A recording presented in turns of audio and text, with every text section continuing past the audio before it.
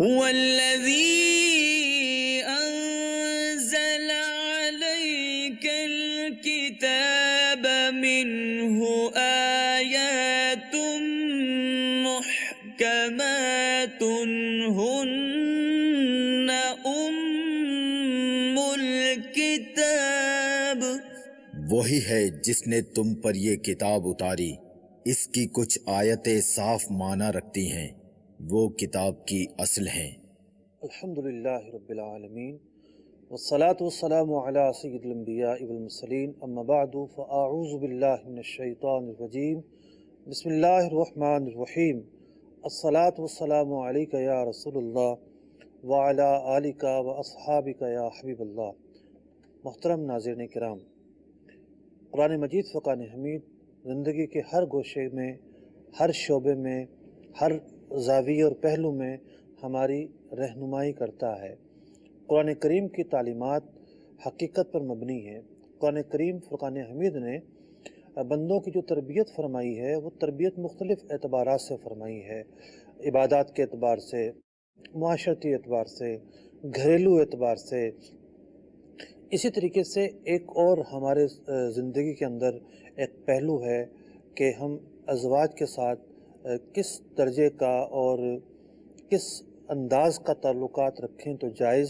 اور کس انداز کا رکھیں تو ناجائز۔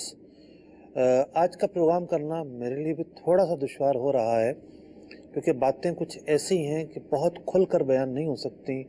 تو قرآن کریم کا بھی اسلوب یہی ہے ان دو آیات میں جو آج ہم سلسلے میں بیان کریں گے، کہ قرآن کریم فرقان حمید نے بہت ہی بند الفاظوں کے اندر، استعاروں کے اندر اور لطیف کنایوں کے اندر اپنی بات کو بیان کیا ہے۔ تو میں بھی کوشش یہ کروں گا کہ حیا کے دامن میں رہتے ہوئے جو مطالب ہیں ان آیات میں بیان کیے گئے اور ان آیات کی تفسیر کے اعتبار سے جو باتیں بیان ہونی ہیں ان کو میں اس انداز میں بیان کروں کہ حیا کے تقاضے بھی برقرار رہیں اور بات بھی پہنچ جائے۔ بات کا پہنچنا بیحد ضروری ہے، چونکہ ان چیزوں کا جو تعلق ہے وہ بہرحال مسلمانوں کی زندگیوں سے ہے، ان کے احکام ہیں، ان میں حلال ہے، حرام ہے، لہٰذا قرآن اس حوالے سے کیا کہتا ہے یہ سمجھنا بیحد ضروری ہے۔ دو آیات کا انتخاب کیا ہم نے سورہ بقرہ کے دو آیات، آیت نمبر 222 اور آیت نمبر 223۔ ان دو آیات کے تحت تفسیر بیان کرتے ہوئے کن عنوانات پر گفتگو ہوگی، آئیے سب سے پہلے اس کے فہرست ملاحظہ کرتے ہیں۔ قرآن کی روشنی۔ آیات مبارکہ کے ضمن میں زیر بحث لائے جانے والے نکات۔ سورہ بقرہ کی آیت نمبر 222 کا شان نزول، حالت ناپاکی میں عمومی فقہی مسائل، ناپاکی کی حالت میں زوجہ کے قریب آنے پر مسائل و احکام۔ سورہ بقرہ کی آیت نمبر 223 کا شان نزول، دینی حدود و قیود سے باہر نہ نکلنے کے فوائد، قرآن پاک کا بیان کردہ فلسفہ، دار العمل و دار النجات۔ اللہ رب العزت نے انسانوں کی تخلیق فرمائی، انسانوں میں مرد بھی ہیں اور عورت بھی۔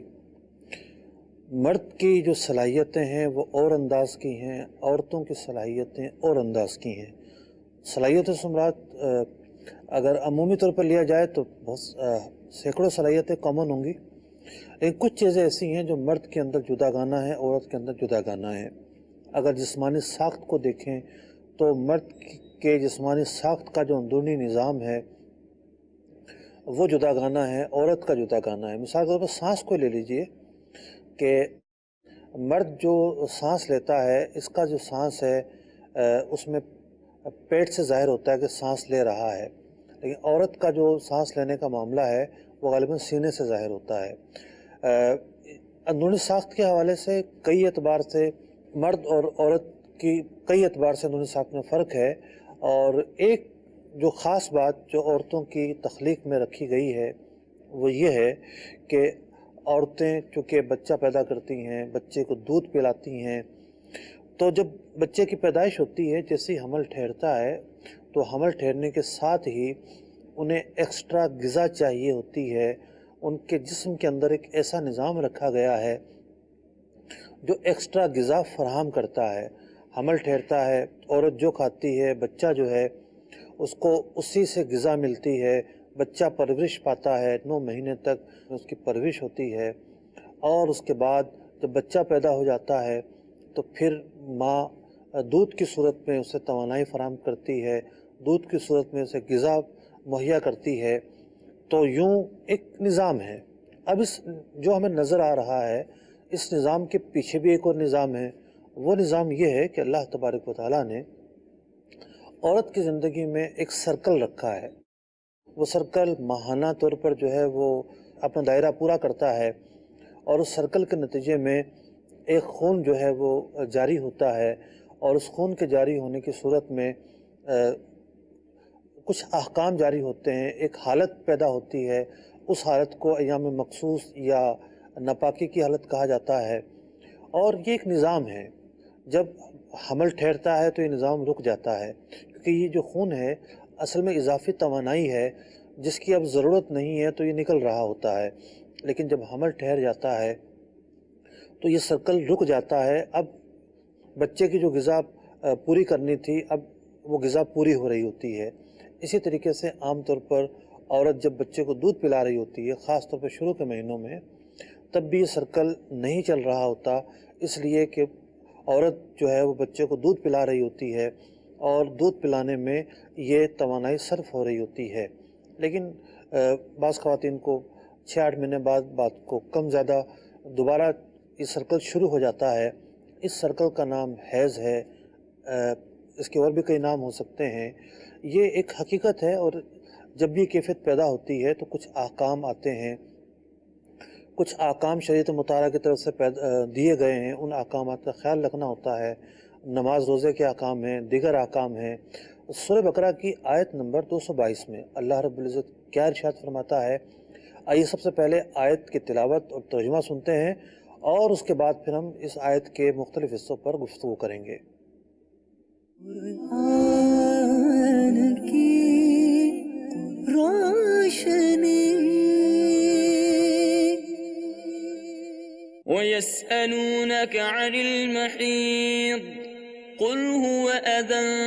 فَاعْتَزِلُوا النِّسَاءَ فِي الْمَحِيضِ وَلَا تَقْرَبُوهُنَّ حَتَّى يَطْهُرْنَ فَإِذَا تَطَهَّرْنَ فَأْتُوهُنَّ مِنْ حَيْثُ أَمَرَكُمُ اللَّهُ إِنَّ اللَّهَ يُحِبُّ التَّوَّابِينَ وَيُحِبُّ الْمُتَطَهِّرِينَ۔ اور تم سے پوچھتے ہیں حیض کا حکم، تم فرماؤ وہ ناپاکی ہے، تو عورتوں سے الگ رہو حیض کے دنوں، اور ان سے نزدیکی نہ کرو جب تک پاک نہ ہو لیں۔ پھر جب پاک ہو جائیں تو ان کے پاس جاؤ جہاں سے تمہیں اللہ نے حکم دیا، بے شک اللہ پسند رکھتا ہے بہت توبہ کرنے والوں کو، اور پسند رکھتا ہے ستھروں کو۔ اس آیت مبارکہ کا شان نزول یہ ہے کہ جب بھی عورتوں کی ایسی کیفیت ہوتی تھی، یہود اور مجوس ان کا یہ معمول تھا کہ وہ اس طرح کی عورتوں کو الگ کر دیا کرتے تھے، ان کے ساتھ کھانا پینا چھوڑ دیتے تھے، جس برتنوں کو وہ استعمال کرتے تھے ان برتنوں سے اجتناب کرتے تھے، اور بالکل انہیں الگ تھلگ کر دیا جاتا تھا۔ تو صحابہ کرام علیہم رضوان نے بارگاہ رسالت میں اس حوالے سے جب مسائل پوچھے تو قرآن مجید فرقان حمید کی یہ آیت مبارکہ نازل ہوئی، اور اس آیت مبارکہ کے اندر بیان کر دیا گیا کہ کس حد تک کن چیزوں سے پرہیز کرنا ہے، اور جو چیزیں یہود کیا کرتے تھے یا مجوسی کیا کرتے تھے، قرآن مجید فرقان حمید نے اس کا رد بیان کیا کہ ایسی کوئی چیز نہیں ہے، اور صرف شوہر کے لیے لازم ہوگا کہ وہ بیوی کے قریب نہ جائے۔ جب یہ آیت مبارکہ نازل ہوئی، اس طرح کے احکام نبی اکرم علیہ السلام نے بھی بیان فرمائے، تو یہود کو بڑا برا لگا، اور کہنے لگے کہ جی جو کام ہم کرتے ہیں بس انہیں تو ہمارے کاموں کی مخالفت کرنی ہوتی ہے۔ یہ بات لے کر ایک موقع پر حضرت سیدنا اسید بن حدیر اور حضرت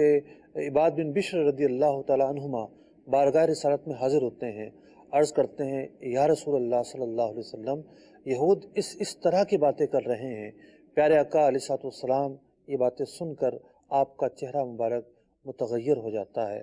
اور تغیر کے آثار چہرہ انور پر رہتے ہیں، برقرار رہتے ہیں، یہ دونوں ڈر جاتے ہیں یہ نہ ہو کہ ان کا بات کرنا بارگاہ رسالت میں ناگوار گزرا ہو، کہیں ان کے بات کرنے کی وجہ سے کوئی تکلیف و اذیت نہ پہنچی ہو۔ نبی اکرم علیہ السلام اسی حالت تغیر میں، چہرے پر تغیر ہے اور اسی کیفیت میں موجود تھے، یہ دونوں اٹھ کر ڈر کے مارے چلے آئے۔ تھوڑی دیر کے بعد ان کے پیچھے پیچھے ایک شخص آتا ہے، بارگاہ رسالت میں کچھ دیر بعد ہی دودھ کا تحفہ لایا گیا تو پیارے آقا علیہ السلام نے ان کے پیچھے ایک شخص بھیجا کہ جاؤ جا کر انہیں دودھ دے کر آؤ۔ یہ ایک دل جوئی تھی اور یہ فرماتے ہیں کہ اس سے ہمیں یہ حوصلہ ملا کہ ہم یہ سمجھ رہے تھے کہ ہم شاید ہماری بات سے رسول اکرم صلی اللہ علیہ وسلم ناراض ہوئے یا آپ کو ناگوار گزری کوئی بات، اس لیے آپ کے چہرے پر تغیر کے آثار رونما ہوئے، لیکن آپ علیہ السلام کا تحفہ بھیجنا ہمیں مطمئن کر گیا کہ نہیں، ہماری بات پیارے آقا علیہ السلام کو بری نہیں لگی۔ تو اس آیت مبارکہ میں فرمایا گیا کل ہوا اذن، بلا شبہ یہ جو ایام ہیں ان ایام کے اندر جو صورتحال ہے اور جو بھی چیز نکلتی ہے وہ گندگی ہے۔ فاعتزلوا النساء، لازم ہے کہ جو شوہر ہیں وہ بیویوں سے ایسی حالت میں الگ رہیں۔ ولا تقربوہن حتی یطہرن، اور جب تک پاک نہ ہو جائیں ان سے دور رہنا ضروری ہے۔ اب پہلے تو میں عرض کروں کہ جیسے ہی عورتوں کے یہ ایام شروع ہوتے ہیں، اسے حالت حیض کہتے ہیں، حالت ناپاکی کہتے ہیں، کم از کم ان ایام کا یہ ایام جو ہے کم از کم 3 دن کے ہوتے ہیں۔ 3 دن سے کم اگر ایک دن خون آتا ہے یا 2 دن آتا ہے تو یہ ایام شروع نہیں ہوں گے۔ یہ ایام کم از کم 3 دن اگر خون آتا ہے تو مطلب کہ ثابت ہوگا اس حالت کا پایا جانا، اور زیادہ سے زیادہ جو عرصہ ہے وہ 10 دن ہے، اور 10 دن سے جو زیادہ آئے گا وہ بیماری کا خون کہلائے گا۔ 10 دن کے بعد وہ احکام نہیں رہیں گے جو احکام اس سے پہلے ہوتے ہیں، اور 2 پیریڈز کے درمیان کم از کم 15 دن کا وقفہ پایا جانا ضروری ہے۔ 15 دن کا زمانہ طہر پایا جانا ضروری ہے، اور اس کے پھر بہت سارے مختلف احکام ہوتے ہیں، اور اس باب کے اندر بہت سارے سوالات، بہت ساری پیچیدگیاں اور بہت سارے جزیات ہیں، اس پر یہاں اس فورم پر گفتگو کرنے کا مناسب موقع نہیں ہے، اگرچہ کہ تفصیل موجود ہے اس میں سردست یہ عرض کرتا چلوں کہ جب یہ کیفیت شروع ہوتی ہے تو کیا کیا احکام شروع ہوتے ہیں۔ عورت نماز پڑھنے سے منع کر دی جاتی ہے، ایسی حالت میں اس کا نماز پڑھنا جائز نہیں ہوتا، حلال نہیں ہوتا۔ اب جتنی بھی نمازیں چھوٹیں گی اس دور کے اندر وہ اس پر معاف ہیں، اس کی قضا کرنا یا اس کو دوبارہ پڑھنا اس پر لازم نہیں ہے۔ شریعت مطالعہ نے یہ رخصت رکھی ہے، اس پر آسانی رکھی ہے کہ وہ نمازیں اس پر ان دنوں کی معاف رکھی ہیں۔ رمضان کے روزے اگر ناپاکی کے ایام چل رہے ہوں، عورت رمضان کے روزے نہیں رکھ سکتی، لیکن جو رمضان کے روزے ہیں وہ اس کو بعد میں قضا رکھنے پڑیں گے، قضا کرنے پڑیں گے، کیونکہ رمضان آتا ہے سال میں ایک دفعہ، اور نمازیں آتی ہیں روزانہ ہی، تو نمازوں کے اندر دقت زیادہ تھی، اس لیے وہاں رخصت دی گئی، اور روزوں کے اندر اتنی دقت نہیں ہے، اس لیے روزے قضا کرنے کا حکم دیا گیا کہ اس زمانے کا جو روزہ ہے وہ قضا کیا جائے گا۔ یہاں تک کہ عورت نے روزہ رکھ لیا اور پیریڈ شروع ہو گئے تو وہ روزہ فاسد ہو جائے گا، ٹوٹ جائے گا، اب وہ روزہ جاری نہیں رکھ سکتی، بعد میں اس روزے کی قضا رکھے گی۔ تو یوں ناپاکی کی حالت میں عبادات کے تعلق سے مختلف احکام ہیں، عدت کے حوالے سے کئی صورتوں میں ان ایام پر ہی جو ہے وہ گنتی کا شمار رکھا گیا ہے۔ عام طور پر مشہور ہے کہ جناب طلاق ہو جائے تو عورت 3 مہینے گزارے گی، یہ بات غلط ہے۔ اگر کسی عورت کو طلاق ہو جاتی ہے اور اس کی عمر 55 سال نہیں ہوئی، 55 سال نہ اس کی عمر 55 سال ہے اور نہ وہ نابالغ ہے بلکہ بالغ ہے، پیریڈس آتے ہیں، تو اس پر یہ ضروری ہے کہ وہ 3 جو پیریڈس ہیں وہ گزارے گی۔ وہ 3 پیریڈس 3 مہینے میں پورے ہو جائیں، 3.5 مہینے میں پورے ہو جائیں، 4 میں ہو جائیں، 5 میں ہو جائیں، 6 میں ہو جائیں، مہینوں کا اعتبار نہیں ہوگا اس صورت کے اندر۔ اس صورت کے اندر 3 پیریڈس کا اعتبار ہوگا۔ جس حالت میں طلاق دی ہے، اگر عورت پاک تھی تو نئے سرے سے 3 جو پیریڈس آئیں گے اس کا اعتبار کرتے ہوئے جب تیسرا ختم ہوگا عدت ختم ہو جائے گی، اور اگر بالفرض ناپاکی کی حالت میں ہی طلاق دی گئی، اگرچہ کہ ناپاکی کی حالت میں طلاق دینا گناہ ہے لیکن طلاق ہو جاتی ہے، تب بھی یہ جو جس میں طلاق دی گئی یہ شمار نہیں ہوگا، اب بھی جو نئے سرے سے 3 آئیں گے اس کے گزرنے پر پھر یہ ہے کہ عورت کی عدت ختم ہوگی۔ جو موت کی عدت ہے اس کا تعلق پیریڈز پر نہیں ہے، اس کا تعلق وہ 2 چیزوں پر مشتمل ہے، ایک یہ کہ 4 مہینے 10 دن، اور اگر عورت حاملہ ہو تو بیوہ عورت جس کے شوہر کا انتقال ہو گیا تو پھر وہ ایک صورت تو یہ 4 مہینے 10 دن، اگر وہ حاملہ ہو تو بچہ جس دن پیدا ہوگا اس دن اس کی عدت پوری ہو جائے گی۔ اور طلاق کی عدت کے اندر 3-4 صورتیں ہیں، نابالغہ ہو تو مہینوں کے اعتبار سے عدت پوری کرے گی، بوڑھی ہو تو وہ بھی مہینوں کے اعتبار سے پوری کرے گی، جوان ہو تو 2 صورتیں بنتی ہیں، اگر حاملہ ہے تو جس دن بچہ پیدا ہوگا اس دن اس کی عدت پوری ہو جائے گی، طلاق کی عدت میں بھی یہ مسئلہ ہے۔ اور اگر حاملہ نہیں ہے، جوان عورت ہے، تو پیریڈز کے اعتبار سے اس کی عدت کا حساب لگایا جائے گا۔ تو یہ چند فقہی احکام تھے جو عمومی نوعیت کے فقہی احکام تھے جو میں نے آپ کے سامنے بیان کیے کہ ان دنوں کے حوالے سے جو شریعت کی تعلیمات ہیں مختلف انداز کی، اس کے حوالے سے کیا کیا مطلب کہ ہدایات ہیں اور کیا کیا شریعت کی طرف سے رہنمائی دی گئی ہے۔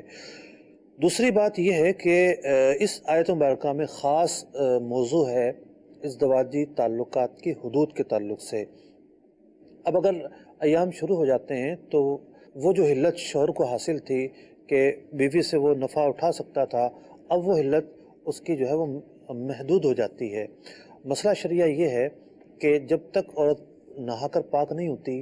اس وقت تک شوہر جو ہے وہ ناف سے لے کر گھٹنوں سمیت جسم کا اتنا حصہ اس سے نفع لینا اس کے لیے حرام ہو جاتا ہے، اور اب وہ دور رہے گا، جسم بھی مس کرنے کی اجازت نہیں ہوتی۔ ناف سے اوپر کا جو حصہ ہے اس کی جو حرمت ہے وہ نہیں ہوتی۔ نبی اکرم علیہ الصلوۃ والسلام سے پوچھا گیا ما یحل لی من امرأۃ وہی حائض، کہ ایسی عورت جو ناپاکی کی حالت میں ہے میرے لیے کیا حلال ہے؟ ایک صحابی نے سوال کیا، نبی اکرم علیہ الصلوۃ والسلام نے ارشاد فرمایا فوق الازار، یعنی ناف سے اوپر کا جو حصہ ہے اس میں حرمت نہیں ہے، اور یہ جو حصہ ہے ناف سے لے کر گھٹنوں تک، اس حالت میں شوہر کے لیے یہ حرمت ہوتی ہے کہ اس کے نزدیک نہیں جا سکتا۔ قرآن مجید فرقان حمید نے اس کی وجہ بھی بیان کر دی۔ وجہ بیان کی گئی کل ہوا اذن، کہ وہ جو کیفیت ہے وہ گندگی کی کیفیت ہے، ناپاکی کی کیفیت ہے، لہٰذا اس کیفیت میں نزدیک جانا مطلب کہ ایک موقع نہیں ہے۔ شریعت کا حکم ہے، نفاست کا بھی تقاضا ہے، طہارت کا بھی تقاضا ہے، لہٰذا اس پیریڈز کے اندر، اس خاص وقت کے اندر شوہر کا دور رہنا یہ شرعاً لازم ہے۔ فرمایا گیا کہ جب پاک ہو جائیں فاتوہن، تو پھر شوہر قریب آ سکتا ہے، من حیث امرکم اللہ، اللہ تعالیٰ نے جس طرح حکم دیا ہے۔ فرمایا گیا ان اللہ یحب التوابین، اگر کسی سے غلطی واقع ہو گئی ہے، کسی نے غلطی کی ہے تو وہ توبہ کرے، اللہ تبارک و تعالیٰ توبہ کو قبول کرنے والا ہے۔ ویحب المتطہرین، اور اللہ تبارک و تعالیٰ ستھروں کو پسند فرماتا ہے۔ تو صفائی اور ستھرائی کو پسند فرماتا ہے، مراد یہ ہے کہ اللہ تعالیٰ نے اس حالت میں نماز ان پر فرض نہیں رکھی، اس حالت میں روزے رکھنے کا حکم نہیں دیا، اس حالت میں شوہر کو دور رہنے کا حکم دیا گیا۔ تو اس پورے نظام کے اندر ایک مقصد یہ بھی ہے کہ جو نظافت کا تقاضا ہے وہ پورا ہو۔ اب اگر شوہر غلطی کرتا ہے اور وہ قریب چلا جاتا ہے تو پھر اس پر توبہ کرنا واجب ہے، اور توبہ کے ساتھ ساتھ بہتر یہ ہے، اس کے حوالے سے احادیث مبارکہ کے اندر کچھ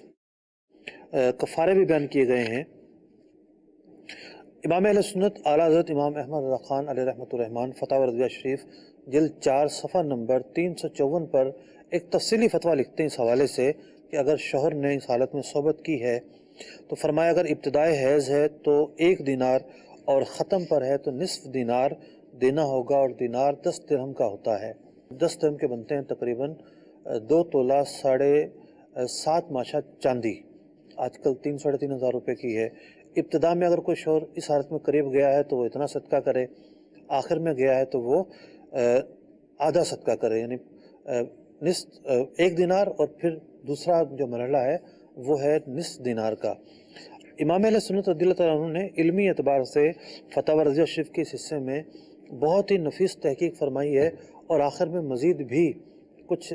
تفریعات بیان فرمائی ہیں۔ اب اس کا مطلب یہ نہیں کہ کفارات بیان کر دیا گیا اور کسی کو اجازت ہو گئی ہو، نہیں، یہ کام حرام ہے، اور فقہاء کرام کی اور علماء کی ایک جماعت کے نزدیک اس کو حلال سمجھنا کفر ہے، اس لیے کہ قرآن پاک کی واضح آیت موجود ہے اور اس آیت مبارکہ کے ہوتے ہوئے اس کو حلال سمجھنے کی گنجائش نہیں باقی بچتی۔ غلطی کی بنا پر اگر کوئی ارتکاب ہو گیا ہے تو توبہ کی جائے گی، اور توبہ کرنے کے ساتھ ساتھ بہتر یہ کہ کفارہ بھی دیا جائے، لیکن یہ نہیں ہے کہ کوئی یہ سمجھے کہ نہیں کفارہ دے دیا جائے تو میرے لیے حلال ہوگا، نہیں، حلال نہیں ہو سکتا۔ جو نظریہ تھا یہود کا، جو نظریہ تھا مجوسیوں کا، وہ نظریہ مسلمانوں کا نہیں رہا۔ ایسی عورت اس کے گلاس میں پانی نہ پینا، یا اس کے برتن میں جس میں وہ کھانا کھاتی ہے کھانا نہ کھانا، یا اس سے رہن سہن میں مقاطعہ کرنا، معاشرتی بائیکاٹ کرنا، شریعت میں ایسا کوئی حکم بیان نہیں کیا گیا۔ ایسی عورت کوئی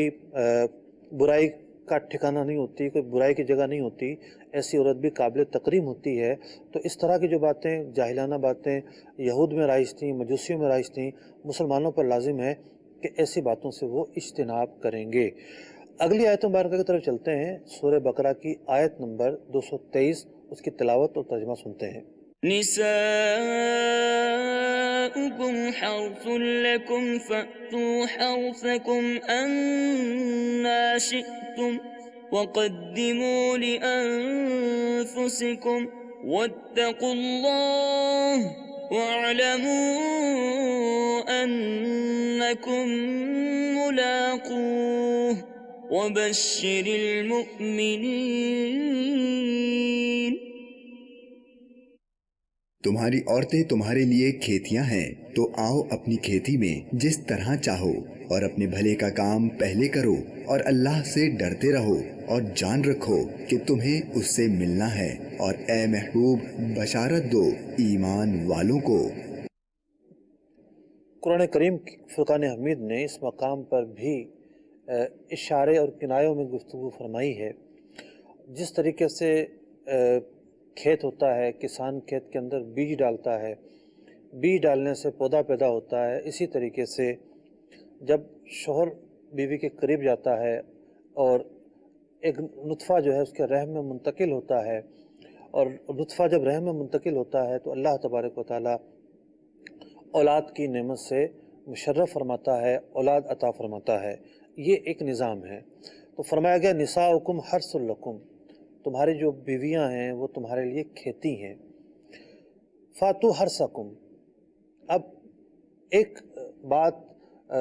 مطلب کہ یہودیوں میں رائج تھی اور بعض عرب قبائل میں بھی یہ رائج ہو گئی تھی کہ مرد اس جگہ سے آئے جہاں سے اس کے لیے آنا حلال ہے، جائز ہے، لیکن وہ پوزیشن کچھ اس طریقے سے رکھے کہ سامنے کے بجائے کسی اور زاویے سے آئے، لیکن اسی جگہ پر آئے جہاں پر حلال ہے۔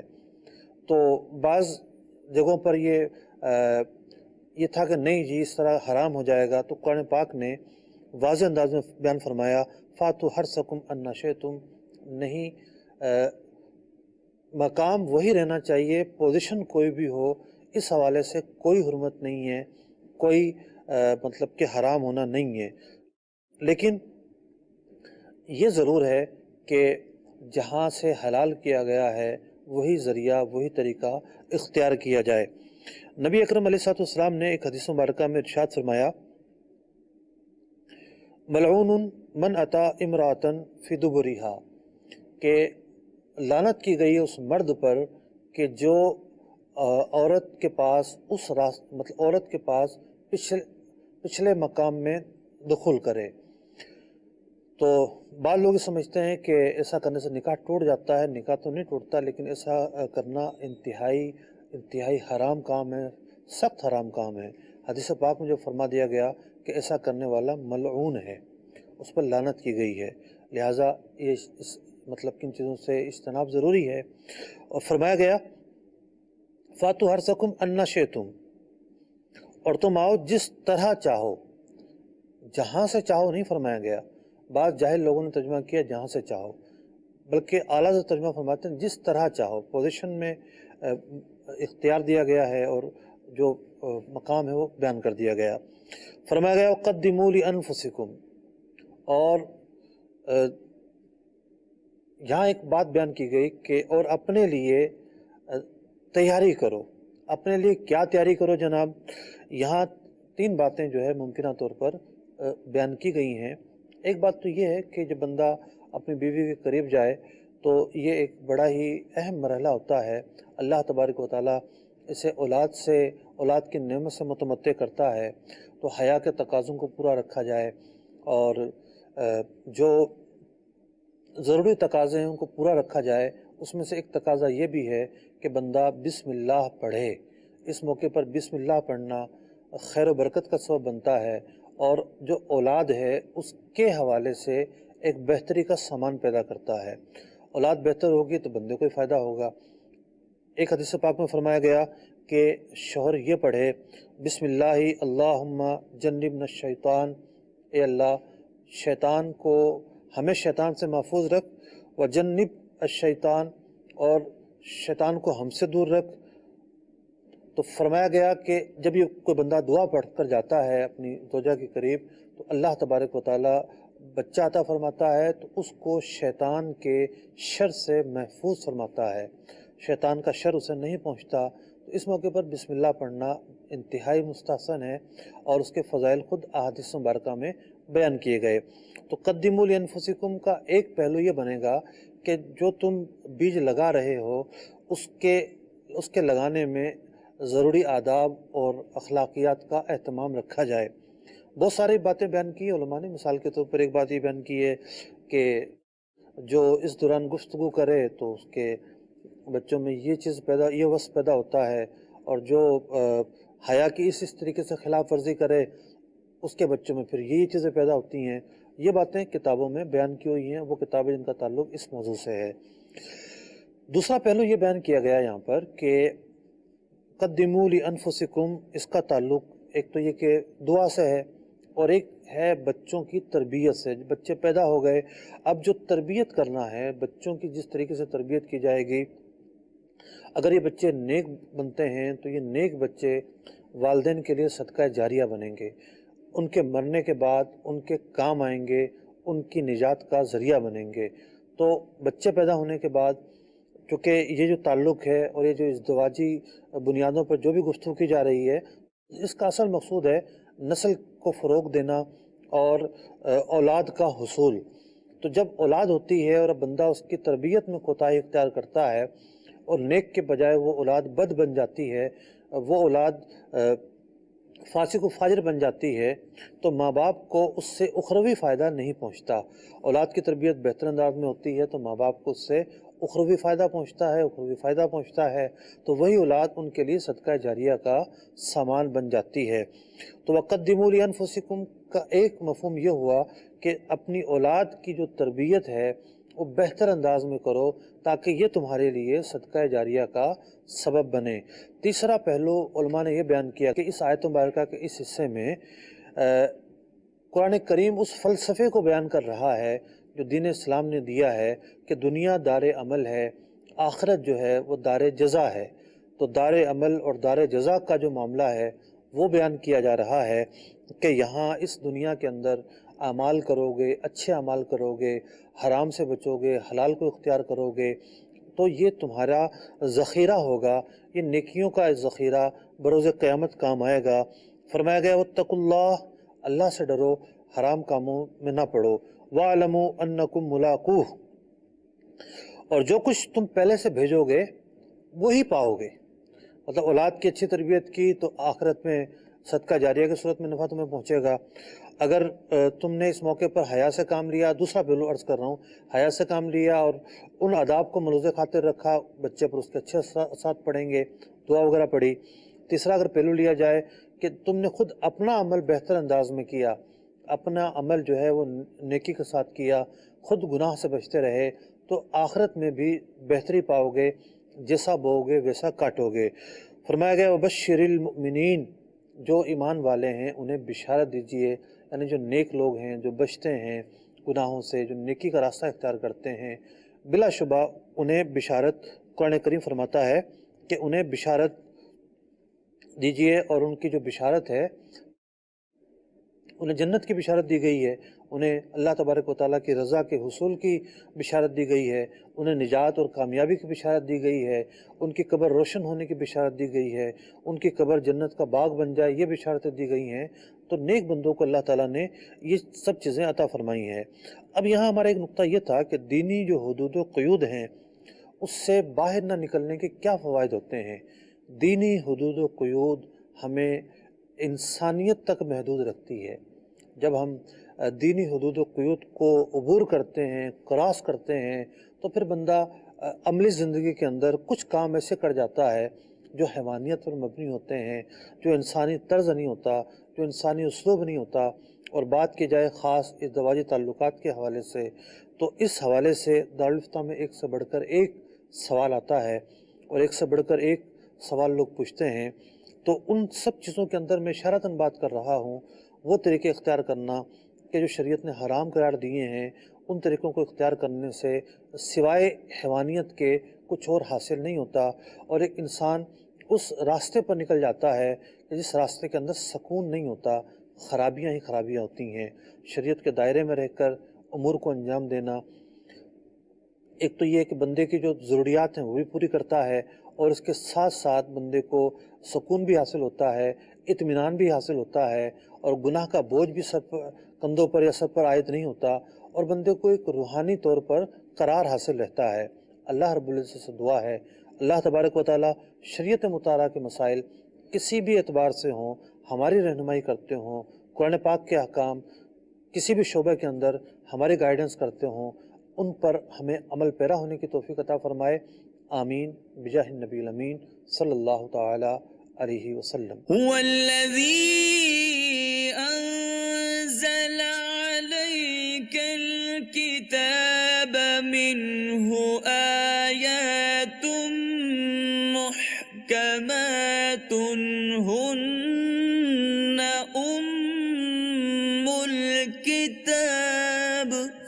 وہی ہے جس نے تم پر یہ کتاب اتاری، اس کی کچھ آیتیں صاف معنی رکھتی ہیں، وہ کتاب کی اصل ہیں۔